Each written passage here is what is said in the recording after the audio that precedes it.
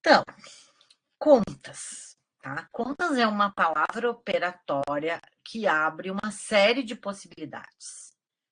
Linhas é não só aquilo que se descreve como um movimento entre dois pontos, e uma conta pode ser um ponto, mas também um conceito que traz uma perspectiva que vem de autores franceses, mas são autores disruptivos em vários aspectos, como o Deleuze e o Guattari, que inclusive escrevem juntos. Então, são textos monstruosos, a duas cabeças e quatro mãos. E, nessa perspectiva, eles clamam por um povo por vir, que é um novo pensamento. Então, essas linhas de pensamento, e eles vão dizer que nós somos constituídos por linhas, incluindo o que eles vão construir como linha abstrata, que é o próprio plano. Eu já vou falar um pouco de um plano de pensamento que permite cortar um caos, que é caos e cosmos, de acordo com o Guattari, um caosmos de matérias. Então, a linha é muito próxima também do que outra autora, daí que é uma autora artista visual, do campo ampliado das artes visuais, que é a Edith Derdick, que faz uma exploração da linha enquanto desígnio, fazendo essa relação do desígnio etimológica com o desenho. Então, o que se desenha, o que se pretende desenhar aqui, eu sou bacharel em desenho, né? Porque os bacharelados em artes plásticas, eles eram específicos. O Maurício ainda pegou o currículo antigo, né? Tu também tem bacharelado, né? Sou bacharelado em desenho e licenciatura em artes plásticas, né? Ainda artes plásticas. Educação artística. Isso, licenciatura em educação artística e bacharelado em artes plásticas. Hoje é bacharelado em artes visuais, licenciatura em artes visuais, né, o curso. Então, a gente vai explorar mesmo assim o desenho. Então, quem quiser pode desenhar. E quem quiser vai escrever. Tá? Os trabalhos que vocês vão me trazer são trabalhos livres, eu já vou explicar um pouco mais, assim, né? Mas são produções que podem, inclusive, ser audiovisuais. Tá? Mas a gente vai trabalhar sempre com essa ideia do desígnio. E a Itamar está aqui porque a pesquisa está trabalhando com o conceito de desígnio também no sentido de exploração de linhas de destino, que não são exatamente divinatórias, né? Mas assim, o que é designado a cada um enquanto linha de vida, de pensamento que vai produzindo uma vida. E crivando esse caosmos de matérias, sem separar o que é a matéria, material, estado de coisas, da matéria conceitual, matéria de pensamento. Isso quem faz arte, né, tem essa relação, essa imanência muito presente. Agora, peraí que eu tenho que achar a janela atrás, eu ia mexer na janela daqui. Quando eu falo em Bori, tá, vocês vão encontrar no plano de ensino esse Bori de Oxumaré. O que é o Bori? O Bori é uma palavra iorubá, só que agora eu estou estudando, porque a gente recebe muita referência da cultura de língua iorubá, quando vai estudar África, né? E a África é um continente gigantesco, com mais de 2.000 línguas, são quase 3.000 línguas estudadas, fora as não estudadas ainda.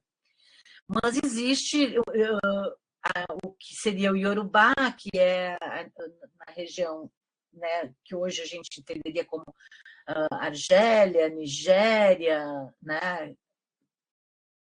que é o mais ao norte, para lá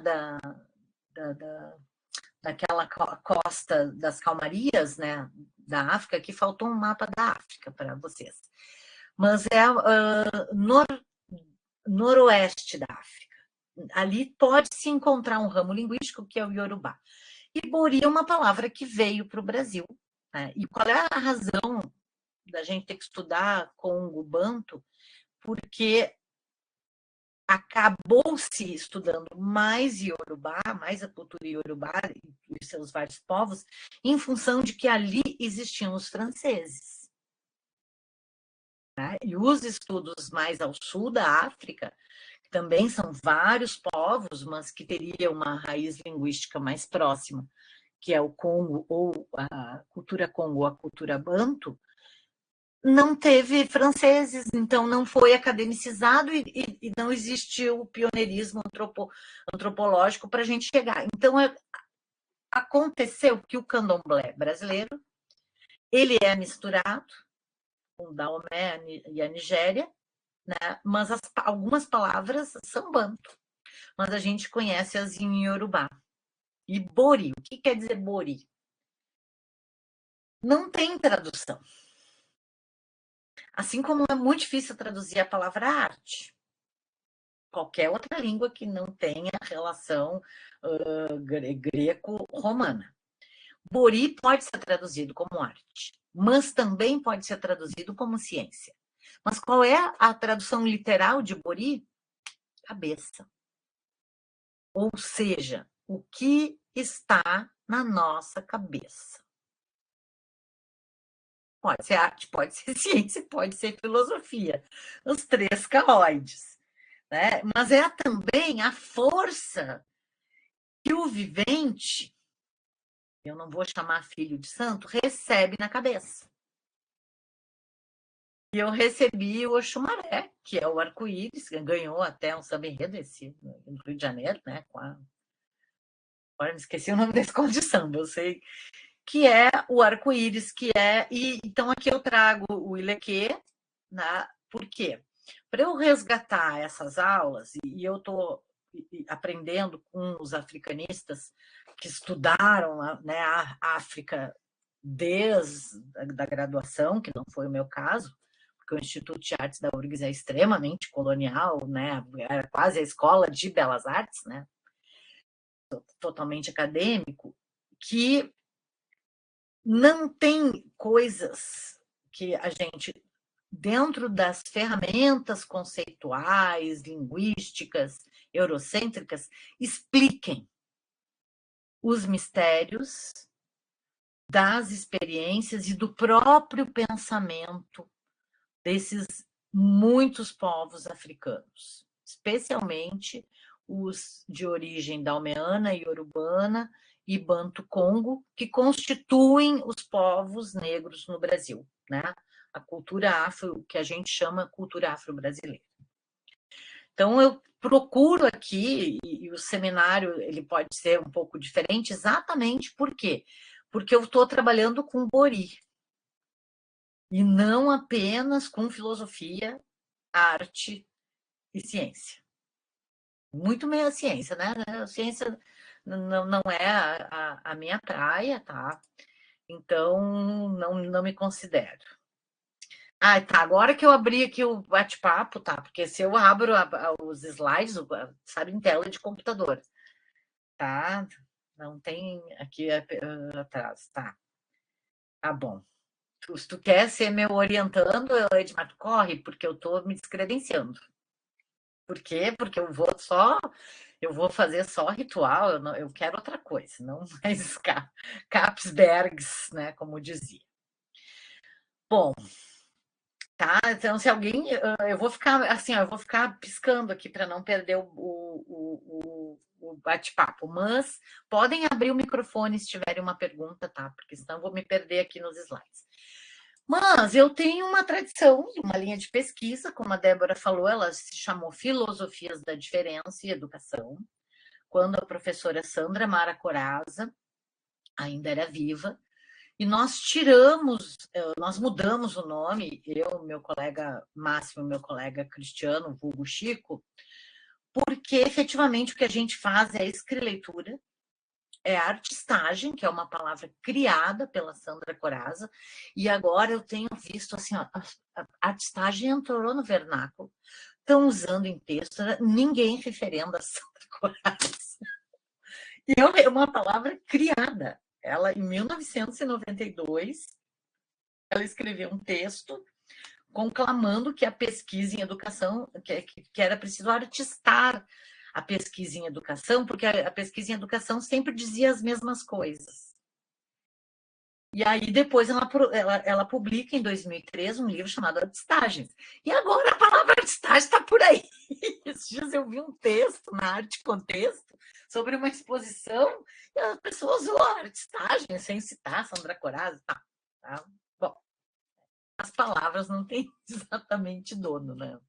E as palavras, como dizia o La Roça, fazem coisas conosco. E as variações exatamente remetem ainda ao grupo de pesquisa, que ainda existe, né, que foi criado pela professora Sandra Mara Corazza, que era filósofa, e pelo professor Tomás Tadeu, que era um matemático com doutorado em Sociologia da Educação. E a palavra escrileitura não foi criada pela Sandra Corazza, mas ela criou um projeto com essa palavra, que foi contemplado pelo Observatório de Educação da CAPES e produziu muita coisa. É uma palavra de inspiração do Roland Barthes. Tá? Roland Barthes que apresenta a palavra escrever-ler na preparação do romance, e é essa relação imanente entre o que a gente lê, o que a gente escreve ou desenha. Eu penso que essa escrileitura tem essa relação com a produção artística e a palavra artistagens, porque ela não era artista, né? Então, trazia essas dimensões. Então, essa é a linha de pesquisa, né? Que é todo um legado. E aí eu brinco com a linha, porque isso aqui é uma exposição chamada Não Te Fiz, nessa plataforma das minhas colegas do Instituto de Artes, a Elaine Tedesco e a Marina Polidoro, que são grandes parceiras, e esse trabalho que está numa das exposições da plataforma é o meu trabalho que chama Teia, que é um trabalho interativo, coletivo, que vai para a sala de aula, ele é penetrável, ele é vestível. Aqui são fotos, desenhos dessa teia, que vai vir para a sala de aula e vai ser uma das interações desse seminário. E aí eu não vou dar spoiler, né? Mas também tem essa discussão, esse pensamento da linha, né? Que é uma linha de crochê, ela é irregular, ela vai se juntando, tem muitas mãos aí nessa teia, muitos crochês e muitas salas de aula, andou por todo o Brasil e também foi convidada, né, a fazer uma intervenção na Hochschule Hannover, não sei dizer direito, na Alemanha. Então, a teia andou, né, faz parte das minhas pesquisas e ela vai operar, tá, também com os nossos corpos e com os nossos desígnios em aula presencial. Não vou levar para Brasília, tá, Edmar? Porque agora, depois que tu paga a bagagem e ela não cabe mais numa bagagem de mão, tá inoperante fazer o que eu fiz, né, nos anos 2000 até a pandemia, quando ela rodou. Onde eu ia, eu levava e fazia uma instalação efêmera, criava um case na minha palestra, agora está mais complicado. Mas ela vai operar, tá?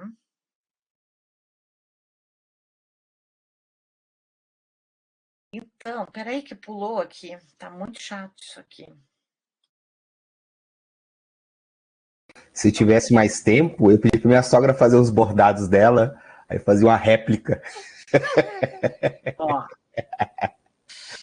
Então, o que está em jogo ali, que está na súmula do seminário? Uma produção artística interativa. Tá? Não sou eu que inventei produção artística interativa, nem o conceito. Eu achei que eu tinha inventado, mas eu já achei uma tese que é a ideia de um dispositivo relacional, muito próximo, né, dos objetos relacionais da Lygia Clark. E o que dá o nome ao seminário é essa produção aqui, que é o Carretel de Contas. Esse carretel tem segmentos de contas de muitas pessoas, segmentos de contas de colares que tem toda uma questão afetiva, que foram da minha mãe, das minhas avós, de uma avó não, porque ela nunca usou colar assim. E esse carretel hoje ele já foi instalado no Centro Histórico Cultural Santa Casa, aqui em Porto Alegre. Ele é um projeto que, tão como a Teia, né, não acaba. Ele está agora exposto num lugar que a gente pode pleitear ter uma aula, que é a sede, a nova sede, que foi presenteada para a Associação Estadual de Escultores do Rio Grande do Sul, a ERGS. E essa sede é no bairro Petrópolis, chama numa casa que foi tombada, se chama Casa da Estrela, uma casa dos anos 1930.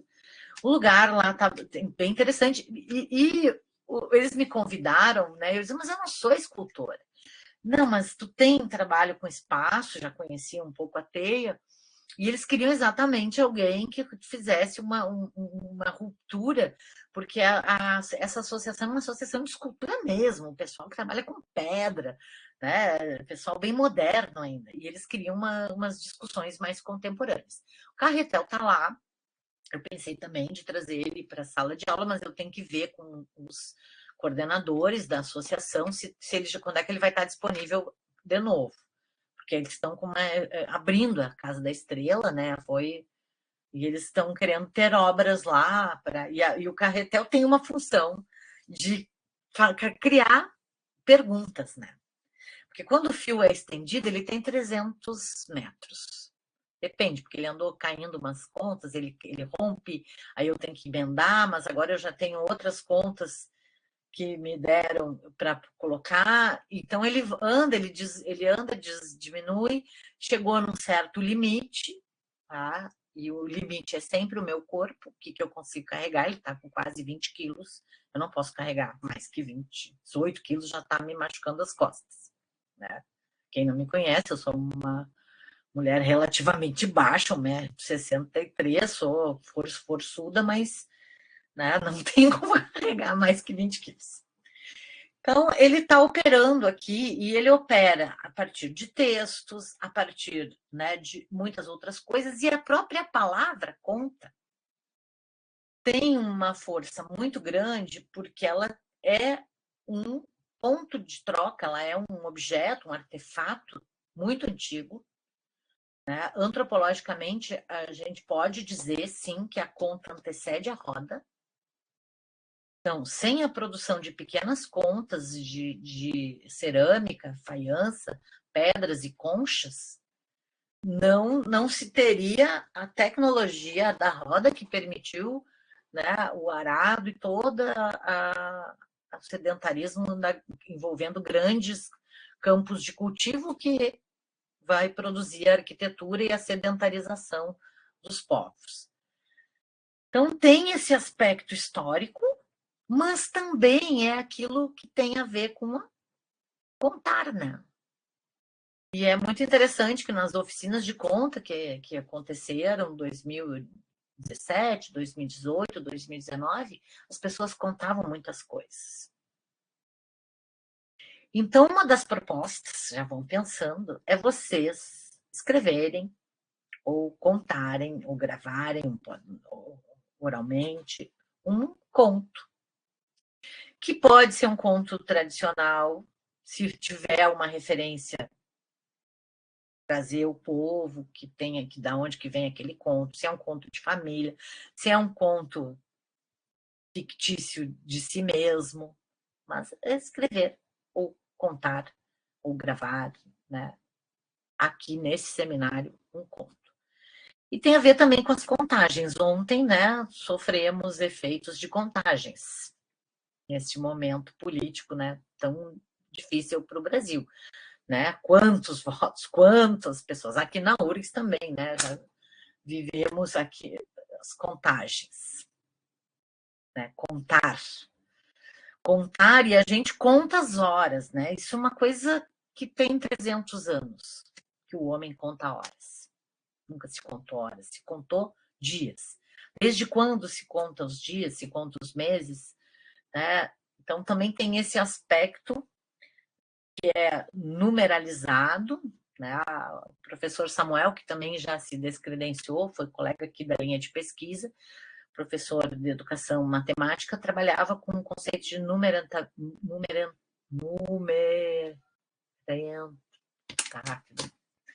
saiu. Ação de numerar. Tá? Tem um T ali no meio. Tá? Como nós somos números. Então, tem toda essa discussão do número na nossa subjetividade, que tem a ver com as contagens. Então, o projeto está também hoje, né, no outro lugar que se contabiliza, que são os algoritmos, que são os acessos, que tem todo um capitalismo ali está o carretel. Então, todas, né, work in progress, tá nesse hashtag Contas Art Project, né, tá aqui no Instagram, mas tem no Facebook também. E isso aqui vai produzir esses quadradinhos, tal, essa fragmentação, esse enquadramento de pequenos pedaços do fio dessa produção tem a ver com uma organização epistêmica que vai ser importante no nosso processo aqui e que a gente chegou aqui até na sala de aula, né? Todo mundo aqui num quadradinho. Então, vocês vão olhar depois no livro Contas, que está já disponível no Lume, tem no Academia uma versão que tinha uma correção para fazer, e na página Leituras, no link que está no Moodle, está no plano, como é que isso aqui opera. O que está em jogo aqui? Devir. Quem já estudou um pouquinho de filosofia da diferença, esquizoanálise, né, sabe que não se trata de um isso não é.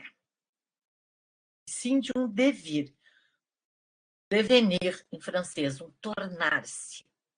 Em inglês, esse conceito é traduzido por became. Devir de um pensamento que está se tornando, que está aqui em movimento, e que não vai dizer o que é verdade, o que é o certo, o que é arte, o que não é, o que é Bori, o que não é, o que é conta, isso não é conta, porque isso é roda ou isso é moeda. Não se trata de definir num ser, mas sim trabalhar com as possibilidades de encontro entre diferentes qualidades, que podem ser animais, vegetais, minerais, terrestres, siderais, porque todas essas qualidades estão expressando forças. E a gente vai trabalhar sempre, né, no encontro de forças. O Maurício, que viu aulas lá no YouTube, tem uma aula específica, bem curtinha, que eu explico com Deleuze e Guattari como que aparece o devir, como que o devir opera dentro desse horizonte de conceitos. Eu já vou falar um pouco mais desse horizonte. Todo horizonte é uma abstração, né, gente? Não existe horizonte. O horizonte é relativo, depende muito, né, de quem, da abstração do próprio olho em relação à própria inclinação dessa superfície que não é reta, né? Essa retidão do nosso chão é uma abstração. Mas o que, antes de qualquer conceito, e o Deleuze vai entender que um conceito é uma criação a partir de problemas práticos. Então, a gente concebe algo para lidar com o cosmos dos problemas de vida, né? Dos problemas efetivos, vividos nos corpos, especialmente, né? Em todas as camadas dos nossos corpos. Então, a gente esse pensamento, vamos chamar esse Bori, ele expressa forças. E essas forças, né, estão nessas qualidades, inclusive siderais. E por minerais, aqui eu vou entender todos os tipos de minerais, incluindo né, a água, os vapores, tudo que tem gases, todos os tipos de minerais. Então, nenhuma dúvida, posso passar, esse aqui é o mais... E esses corpos que interessam para nós são corpos dissidentes. Diga, Edmar, pode abrir o microfone. Eu queria fazer uma colocação, porque eu acho bem interessante quando vai dizer assim, quando se diz, olha, para Deleuze, a coisa dessa vida, né, são problemas da vida, que eu acho que depois vai falar um pouco sobre a imanência, né, eu vejo que na educação, por exemplo, toda vez que a gente vai falar da filosofia da diferença, quando a gente fala do Deleuze, a gente fala sobre Foucault, as pessoas viram a cara como se a gente falasse só de coisas abstratas. E aí uma pergunta que eu tenho para fazer assim, ó. Muitas pessoas que se colocam nesse campo da filosofia da diferença não estudam coisas mais... Muitos não estudam só coisas abstratas, que não... Abstrato que eu falo assim, que não seja dessa vida, né? Que não sejam problemas de vida. Porque eu sempre me assim, cara, uns seminários que a gente vai, falou que tem Foucault, as pessoas viram a cara. Falou Deleuze, eles falam assim, eles são lunáticos, né? Eles são loucos, e loucos não podem ter genialidade de forma alguma para essas pessoas, né? E eu sempre tenho para mim que, você falou assim, olha, tem que ser problemas da vida, tem que ser problemas dessa vida, diz tanto e diz muito. E eu acho que muitos que pesquisam, e muitas, não olham esse ponto inicial. Uma pergunta. Não, bom tu colocar isso, até porque ainda combinou com esse slide da dissidência, né, dos corpos dissidentes. Porque isso começa com Spinoza, que, né, o Bento de Spinoza, nome português, a gente pode dizer, né, o Benedito Bento, que foi excomungado da própria sinagoga por dizer que Deus é a substância infinita de todas as coisas. Então, no momento em que ele tira Deus de um lugar transcendente e entende Deus, né? E aí eu vou ser daimista agora. Deus é fogo, Deus é água, Deus é tudo. Deus no mar, Deus na terra, Deus no ar. Tá? Que é um pensamento de uma doutrina sincrética da Amazônia. Deus é o chá que eu tomo. Então, esse Deus imanente, esse Deus substancial, que é corpo, e não só, também é pensamento, ele foi a causa da excomunhão judaica do próprio Spinoza. Então, já é um maldito. O Nietzsche, que é um outro precursor, que também é um imanentista, que também vai acreditar em um Deus, somente só pode existir um Deus se ele dança, né? Eu só acredito num Deus se for um Deus dançante, se for um Deus retumbante, um Deus ditirâmbico que, né, me leve a um louvor que não é a ópera, que não é aquele artifício operístico de um espetáculo, e sim os corpos, né, das pessoas dançando numa roda, numa cultura, né, que seria popular, e ele é contracultural, ele não consegue se manter na academia como professor de filologia, outro dissidente. E aí esses autores, então Nietzsche não é um autor canonicamente estudado na filosofia, ele nem é considerado um filósofo, um pensador livre. E o Deleuze e o Guattari, né, o Deleuze foi um professor de filosofia extremamente rigoroso em alguns aspectos, mas que em maio de 68, né, ao defender a diferença, não uma diferença identitária, mas a diferença enquanto mínimo conceito dentro, como um monstro filosófico, e conhece o Guattari num ato político, porque é um pensamento extremamente político, e eu já vou falar um pouquinho do Foucault. E eles vão discutir e desmembrar tanto o marxismo quanto a psicanálise. Eles se parecem abstratos, mas quem lê, e eu recomendo quem quer se aproximar desses pensadores disruptivos leia a Sueli Ronick, na tese dela, já tem mais de 30 anos, que é a cartografia sentimentais. Cartografia sentimental. Porque ali ela traz isso para o Brasil e vocês vão ver que é extremamente prático. Ela está discutindo a subjetividade feminina, a palavra de ordem em relação ao casamento, as noivinhas, entende? A beleza feminina. Então, é um livro bem acessível, mas por que o pessoal tem esse ranço? Porque é um pensamento rigoroso, em termos filológicos, que é procurar os textos que geraram aqueles textos, e porque Foucault, especialmente Foucault, toda a pesquisa do Foucault é em torno de arquivo, e não uma pesquisa de campo. E o Deleuze e Guattari também não fizeram pesquisas de campo. O que eles fizeram?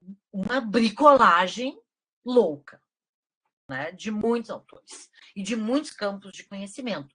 Pode-se dizer, sim, que dentro do pensamento pós-crítico europeu, a dupla Deleuze e Guattari é a transdisciplinar por excelência.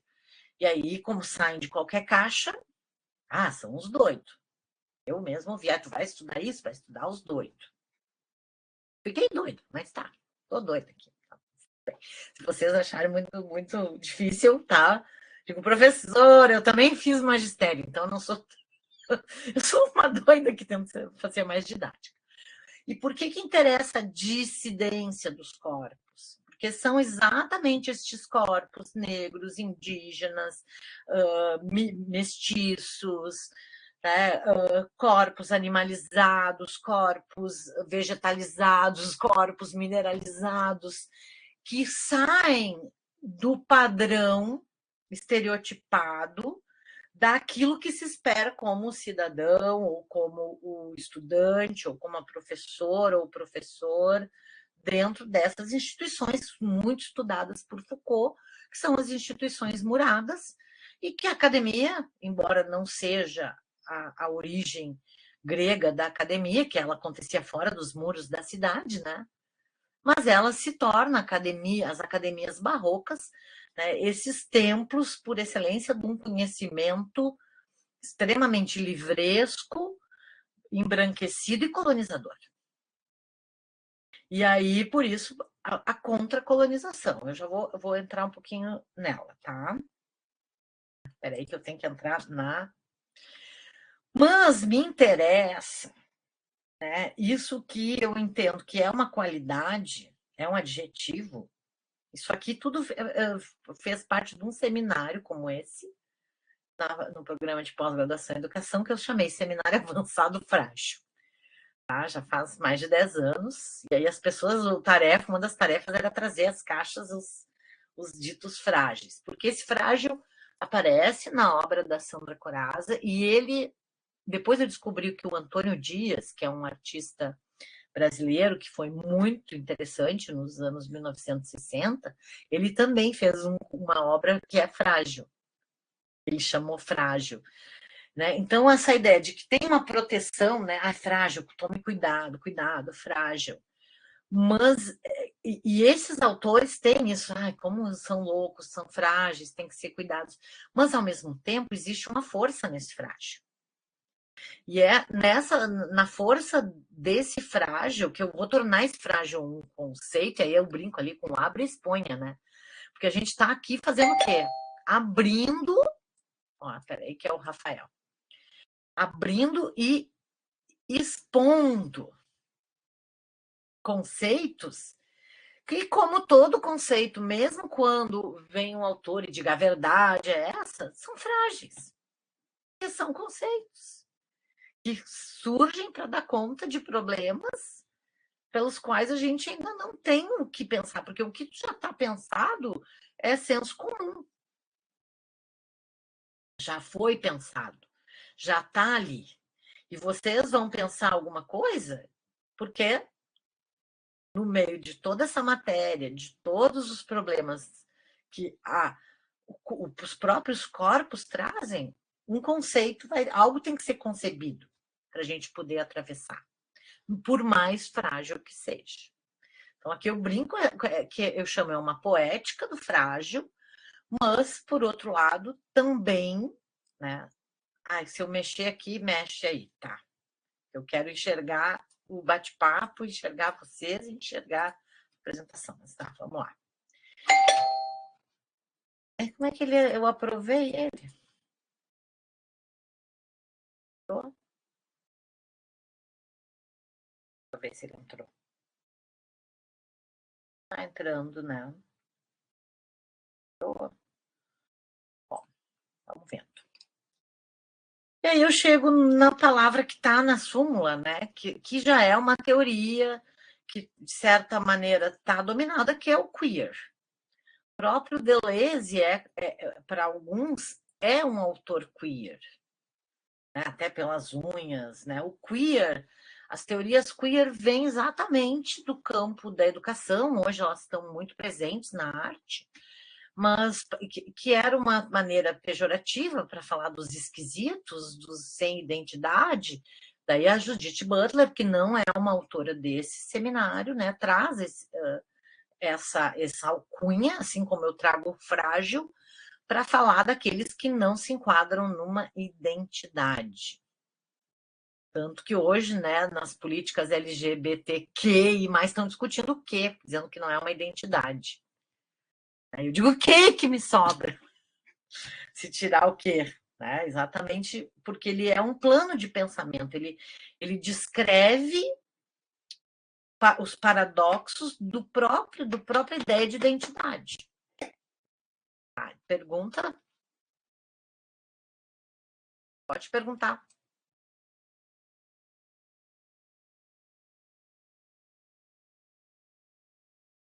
Se quiser perguntar, pode perguntar só no microfone.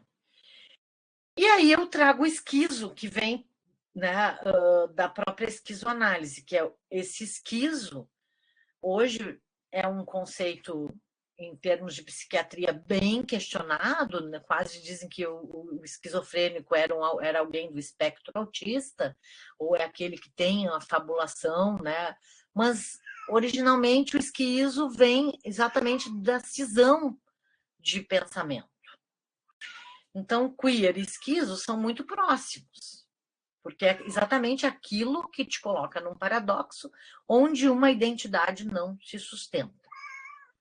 E aí a identidade, nós vamos pensar que é a própria identidade de um conceito vai ser colocada em xeque, seja com Foucault, seja com Deleuze, seja com Nietzsche, e especialmente agora, né, com a Svarziga, que é a do Devir Cachorra, esses autores contemporâneos, mesmo o Antônio Bispo, que lamentavelmente, né, nos deixa o ano passado, não, esse ano, né? Eu já nem sei mais que os anos com enchente. Esse. Foi nesse, né? Foi. Mas já que esse ano parece que foram 5 anos, né? Desculpa, Paulo, eu tentei interrompendo assim, porque toda vez que eu tento baixar a mão, eu saio sem querer, não consigo mexer muito bem no programa. Tá, mas desculpa. Então, eu só ia complementar que eu ouvi dizendo que, como essa sigla do LGBTQIA+, está cada vez maior, que era justamente o oposto, eles estavam querendo substituir toda a sigla por só queer, porque era para ser, exatamente, não tirar o queer, mas botar tudo dentro do queer para simplificar também. Em vez de ser um movimento LGBTQIA+, assim, para ser só o movimento queer. É só essa colocação. Mas é uma grande discussão, porque o queer, de algum modo, aí eu vou responder com o Foucault num texto quase antes dele morrer, que ele diz que em alguns momentos é muito importante tu marcar uma identidade. Embora, né, para te viver como um respiro na dobra da subjetivação, é importante que tu viva fora das identidades, na tua singularidade. E o queer, ele abre para muitas possibilidades, e inclusive para não identidade. Aí entra a questão do não binário, mas o não binário, quando diz onde tu põe não isso, tu pressupõe aquilo. Então, o não binário pressupõe o binário. E aí é um problema, é muito interessante essa discussão, mas né? Eu trouxe o queer como um elemento, como uma qualidade que está relacionada a essa força frágil, e tanto o queer quanto o esquizo, eles nos interessam nas operações de pensamento efetivadas aqui nas produções que vocês vão criar no seminário, e aí o seminário é um apelo à criação, que elas realmente nos coloquem a pensar, que elas movimentem e criem paradoxos, que elas rompam com o senso comum, com aquilo que vocês já pensaram. Por isso vem o queer, né? Que é exatamente aquilo que é difícil de classificar. Agora volta para outra janela para não dar tilt aqui. E ambos vêm disso que é, né, um plano. Como eu falei lá das linhas, e eu disse, a linha também descreve o plano. Tanto para Deleuze quanto Guattari, a palavra que vai dizer onde que eu me seguro nesse mar revolto de conceitos e matérias. Num plano de pensamento que é esse crivo, eles vão dizer lá, bem velhinhos, que é um crivo no caos. E tem vários tipos de crivo. Tem o crivo, que eu não vou falar isso, falei na aula de sexta, não vou falar na aula de hoje, mas se precisar depois, vocês me peçam, eu posso debulhar. Um plano de referências que é científico, um plano de imanência conceitual que é, digamos, filosófico, e um plano de composição artístico,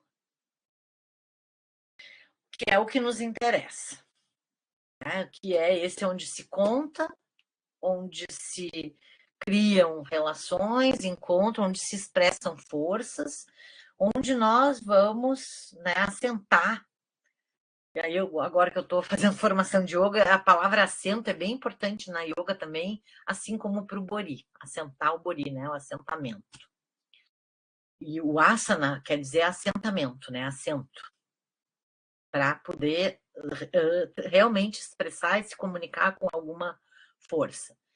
Então, esse plano de composição, só que diferente dele ser uma linha reta, um chão estável, ele é fragmentário. Porque a gente está trabalhando, né, com uma ideia. Ai, volta lá, bem que não correu. De recorte, de bricolagem, de pegar muitos pedaços, né? Aqui são recortes de livros didáticos. Então, trabalhar com isso, que eu brinco, tem até um vídeo que eu fiz com o meu bolsista, isso que é uma recortação. Essa capacidade de recortar, de brincar. E recortar muitas coisas, porque aqui, dentro de uma aula como essa, vocês estão recortando o que interessa. Ninguém vai absorver tudo. E isso também tem uma relação com essa poética do frágil. E é dentro desses recortes que nós vamos trazer, a partir, né, do que diz intuitivamente um cara pouco acadêmico, né, quase não letrado, que é o Nego Bispo, o contra-colonial. Embora vocês vão encontrar na literatura, né, o Boaventura dos Santos vai dizer anticolonial, que é para se colocar. Só que esse anti ainda é acadêmico. Vocês vão encontrar o pós-colonial pensando que o processo de colonização ele já foi de tal modo estabelecido que a gente não consegue falar, desfazer ele. Então, o que a gente poderia descrever é um pós-colonial. Ou então vocês vão encontrar ainda o decolonial, quer dizer, o que vem desse processo, ou ainda os que querem, né, desconstruir o descolonial. O mais comum é o decolonial, que são autores bastante acadêmicos, que vão trazer, né, esses termos, especialmente, né, o primeiro, o Leandro Collin vai trazer, né, uma ideia de contra-epistemologia, mas ele trabalha com pós-colonial. A Alexandra Simões Paiva, que vai trazer o decolonial, tá? Que a gente conheceu também uma parceira lá de Montevidéu, a Andréa Dias Renes, que ela trabalha também com decolonial lá na UDELAR. Então, a Catherine Walsh vai trabalhar também com o decolonial, Aníbal Quijano, que é, se eu não me engano, é mexicano, que é essa ideia de inverter a lógica da colonialidade. Mas nos interessa o combate. Tá? Essa lógica já está posta. E esse combate ele não vem da academia e exatamente desses textos, e sim dos quilombolas, e sim, entendeu, das aldeias, e sim dos terreiros, e sim das escolas de samba, e sim das comunidades sincréticas, né? Então, das tribos. E nesse sentido que eu vou usar o contracolonial.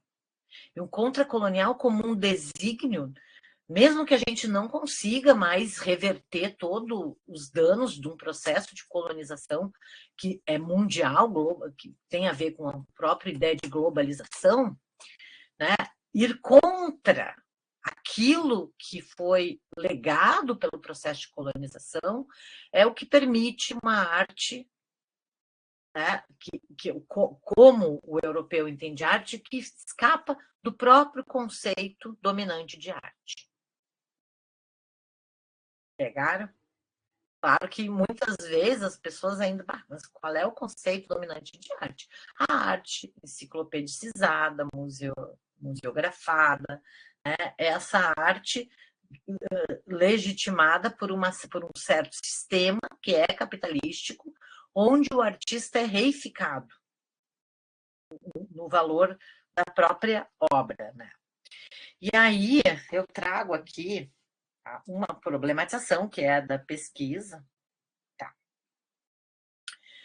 Que é a arte consagra iconografias, isso em vários lugares do mundo.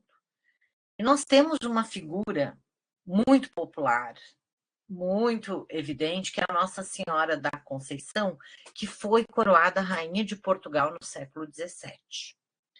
Então, quando eu esvazio a imagem, que essa é a imagem colonial por excelência, né? E isso aqui está num artigo, eu já vou mostrar para vocês o nome do artigo. Eu estou pensando uma questão que é central aqui, que é o que eu chamo de idolatria iconoclasta, fazendo uma bricolagem aqui com o vazamento da própria imagem. Tá? E aqui está o artigo, ele foi publicado junto com a tese, ele é parte, né, da tese de um orientando que já doutorou, que é o Gabriel Torelli. Então, é a Língua Mata Virgem Brasílica, né, que é um artigo bem acadêmico, mas ele vai falar sobre o perspectivo de saberes transversos que vão ser combativos à própria imagem colonizadora dessa santa, depois sincretizada com a Oxum, que é um rio, né, lá na Nigéria, e como a língua, e aí a gente faz essa brincadeira, que a língua mata. A mata virgem, né? E a mata virgem do pau-brasil. Então, o nome do artigo já é um verso. E a imagem, né? Uma das imagens, daí a gente trabalha com os tesouros, né, da língua tupi, essa figura, que foi a primeira figura que eu vazei e que começou um projeto que hoje eu chamo de idolatria iconoclasta. E que coloca daí um problema efetivo, que está lá nas contas, e que é, bom, essa expressão de forças, ela produz ícones, mas ao mesmo tempo, por excesso, os ícones deixam de ter importância. O iconoclasmo por excesso os autores das ciências das imagens, Gilberto Durand, o próprio Teixeira Coelho vai falar aqueles livros organizados pelo Adalto Novaes lá nos anos 80, de inflação imagética, de tanta imagem, tu não vê mais nenhuma imagem. Imagina hoje, nos tempos da internet, o que vem a ser, o que a gente já vive como inflação imagética. Então, essa idolatria iconoclasta, ela depois tem uma figura, né? Que isso aqui foi até um case. Eu fiz lá na frente da minha casa, porque eu não tinha espaço, e os vizinhos diziam, trabalho em andamento. Eles achavam que era trabalho né, religioso, tal, porque eu estava quebrando os santos para produzir isso aqui, tá? Já está em outra versão, essa capela vazia com os santos, e aí tem anjo, tem... Né, é que essa quebra da imagem para pensar a própria potência dessas imagens. Então, aqui a gente tem, né, efetivamente, construtivamente, um paradoxo. Isso aqui é um problema porque é bem pesado. Aí entra de novo, né, a logística do que obra, o que o artista pode carregar dentro do seu corpo. E aí entra o que eu estou chamando aqui dentro do nosso escopo de seminário, e o que interessa, que é o escape paradoxal. O paradoxal é sempre aquilo que não é isto ou aquilo, é o próprio devir, é paradoxal. Né? Ele anda no E. Paradoxa. Nos tira do senso comum. Nos tira da imagem pronta, construída, para se pensar em outros problemas. Né? Então, aí inclui principalmente o problema do sincrético. E aí esse CRE da crença, né? Onde a gente acredita o nosso, aonde está acreditado o nosso pensamento, a que forças nós estamos acreditando. Aqui uma cigana do pandeiro quebrada, né, que por si só já é uma figura sincrética, porque o povo cigano, onde ele passava, ele absorvia né, a cultura. E, na verdade, os ciganos, muito provavelmente, né, saem da Índia quando o sistema de castas não expressa mais a aptidão das pessoas, e sim ele se torna hereditário. E eles, por serem pessoas que vão operando de acordo com aptidões, eles ficaram sem castas.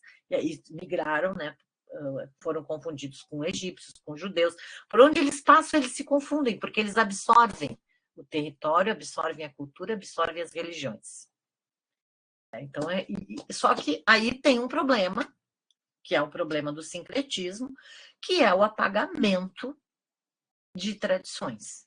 Embora a gente não vai encontrar em lugar nenhum desse planeta, desta Terra, uma tradição pura que não tenha, né, contágio de tradições vizinhas ou próximas.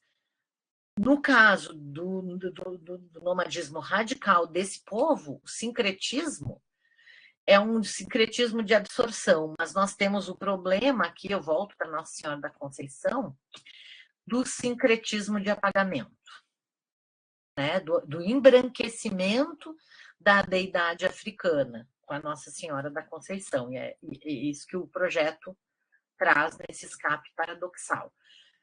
Aqui é a capa do livro Mulher Tornada, que está também na nossa bibliografia, que é a própria cigana. Aí, ó, vejam o processo do desenho. Né? Uma imagem vai produzindo a outra, e ela vai se tornando a Salamanca do Jaral, aquela capela vazia vai se tornando a gruta da lenda gaúcha, que, se vocês não conhecem, nós vamos contar aqui durante o semestre. E essa relação, né, com o demoníaco, porque é o daimônico, é aquilo que se designa, o daimon, que tem a ver com o destino de cada um. Então, esse aqui é um desenho que virou a capa do livro, né? E aí trabalho assim com essa questão de pensar nesse jogo de forças, né?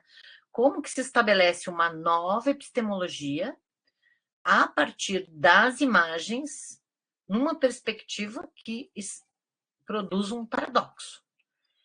E aí eu estou chamando isso de imageria epistêmica, porque é a imagem produzindo o pensamento.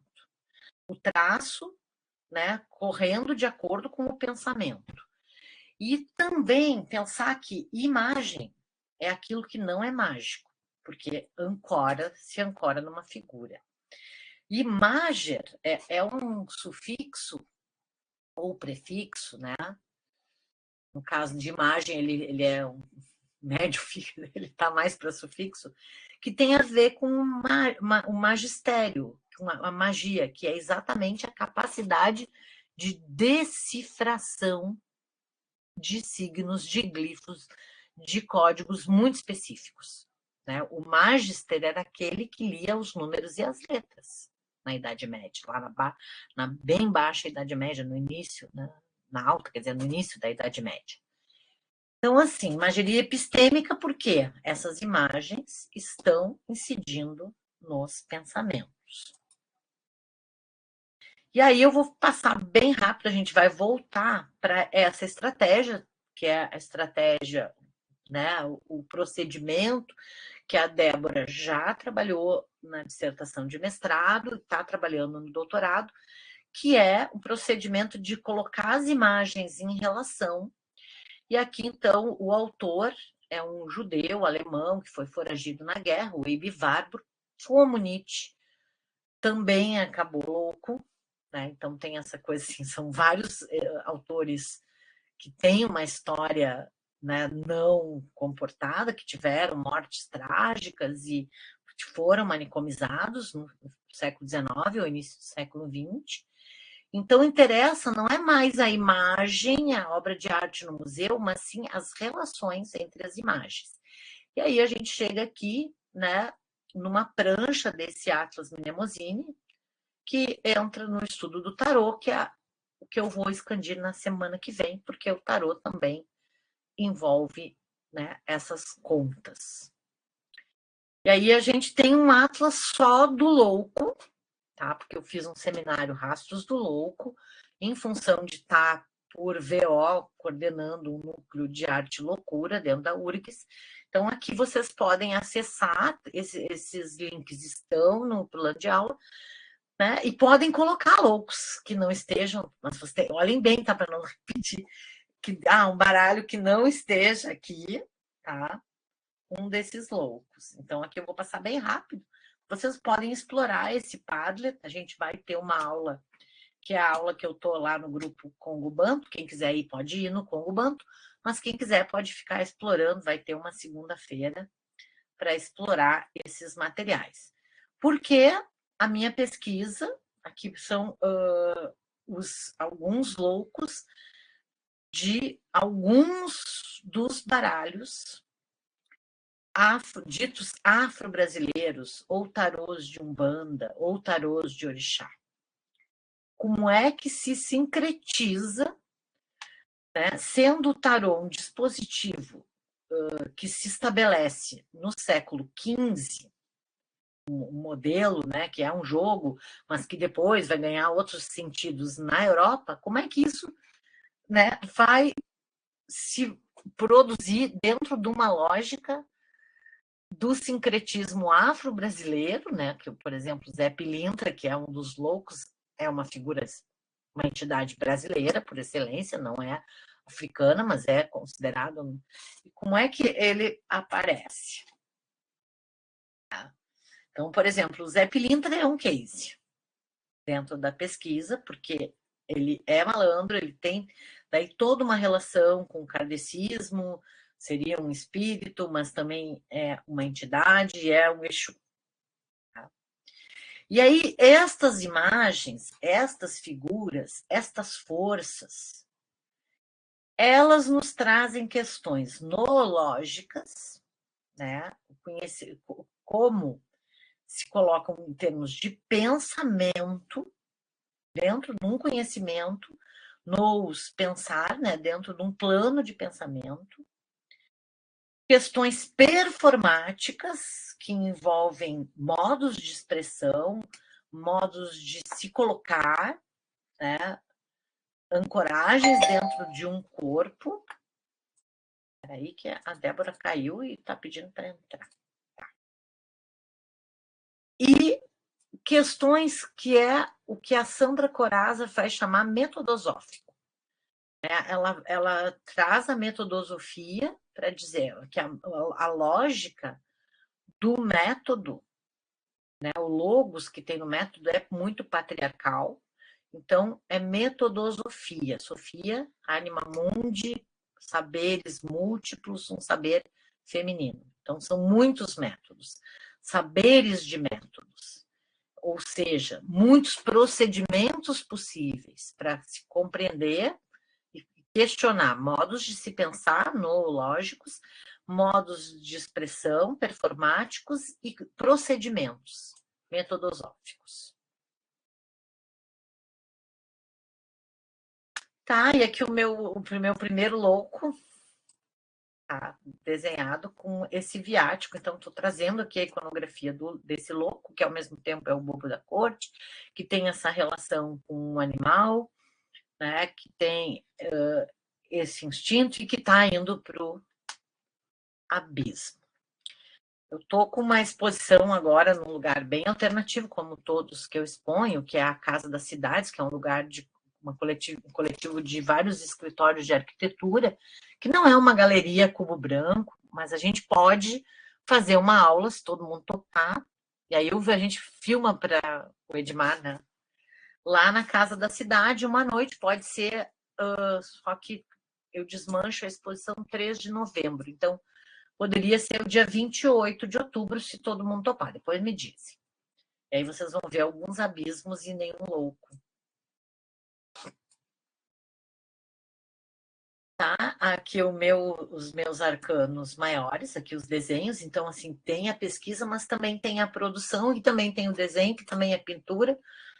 Tá? Esse aqui é um tarô que eu desenhei na faculdade. Aqui os tarôs que estão sendo analisados na pesquisa. Aqui o louco. E aí, como que isso chega, né, no IFA, e como que o IFA vai produzir, que é uma entidade, que é um oráculo, mas isso já é a pesquisa avançada, nós não vamos trabalhar por enquanto. E aí é o que eu estou chamando de desígnio geoplástico. Geoplástico é uma palavra que veio para dar conta dessa produção, porque não tem como separar ela da Terra, Gaia. E aí o bastão, que tem um pouco de muitas histórias, também faz parte do projeto Contas, porque ele vem para aula, as pessoas colocam uma coisa, contam uma história, também é uma proposta para a gente fazer nas aulas presenciais. Vocês trazerem um objeto, contarem uma história, e esse bastão, ele circula em várias aulas, círculos, grupos, né? E ele é considerado, dentro do que hoje em dia se diria uma né, tecno-xamanismo. É uma palavra nova que está aí na berlinda das artes visuais contemporâneas performáticas. Então, já estou concluindo, já deu mais de uma hora, tá? E esse bastão tem também a ver com o condão da Salamanca do Jaral. Esse condão, né, que é o da fada, ela é. Então, ela é um devir, porque ela é jovem, velha, princesa, bruxa, fada, lagarta. E ela é o próprio condão que muda de cor, como um Aleph do Borges, já leem aquele conto Aleph, que é tudo ao mesmo tempo agora, e uma coisa de cada vez, tudo num grande vórtice, é o condão da Teyuinaguá, que é essa princesa, que é o nome tupi-guarani dela. Então, nessa ideia dessa troca. E aí, aqui termino, né, mais ou menos com a nossa, podendo mexer com o nosso programa, tá? Então, a gente teria aqui 7 de outubro hoje, né, pensando as referências em jogo, os textos para cada aula, trazer as contas e teia e os dispositivos pedagógicos da arte. Aqui daí eu vou entrar, né, essa aula aqui até vou ter que mudar, porque ela era presencial e me pediram a sala. Por isso que eu ia trazer a teia e as contas, mas não vai rolar dia 14. Mas eu vou trazer, já estou meio que preparando ela para o MConf semana que vem. 21 de outubro, olhar, explorar os Padlets, explorar a bibliografia, tá? E aí, penso, 28 a gente pode fazer na Casa das Cidades, a aula poderia ser. Ou dia 14. Semana que vem, acho que todo mundo consegue. Não está todo mundo aqui hoje, né? Mas a gente pode botar o endereço, sei lá. E aí eu posso até levar a teia. O que acha? Podem opinar, gente. Qual o endereço? Qual o endereço É desse bem espaço? perto da URGS. Sabem a igreja Santa Terezinha? É na rua Santa Terezinha, na frente da igreja ali, do lado do café, da cafeteria Fermata. Perto do Govinda e da escolinha Carrossel, ali naquelas casinhas. Então é bem perto. Quem vai na URGS vai ali, né? É do outro lado da Redenção ali, mas tá na mesma. O bairro é Farroupilha, mas é bem pertinho. Acho que poderia, né? Porque daí não, a gente tem o dia 28. Por mim pode. Todo mundo, alguém teria Por mim também, tá? Porque eu tenho a sala da FACED, a sala 101, só a partir do dia 28. Podia ser. Tá, eu só tenho que fazer uma pergunta, né, para o dono lá para os arquitetos da casa, se pode ser dia 14. Mas se não tá aberto, a gente pode fazer uma aula aberta com mais pessoas, entendeu? Quem quiser levar alguém, porque daí é uma aula que não vai ter cadeira para todo mundo, a gente vai circular, vai se mexer. Mas aí eu mando e-mail pela sala de aula virtual. Posso encerrar a gravação? Alguém que tem alguma pergunta de conteúdo ou referente a algum conceito que seja importante para os colegas que também não vieram? Deixa eu olhar o bate-papo aqui, se alguém tem.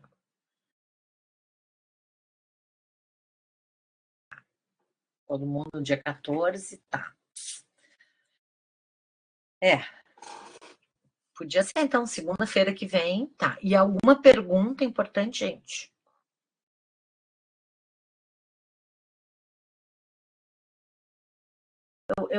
Agora, onde que encerra a gravação? É que é muita informação para pouco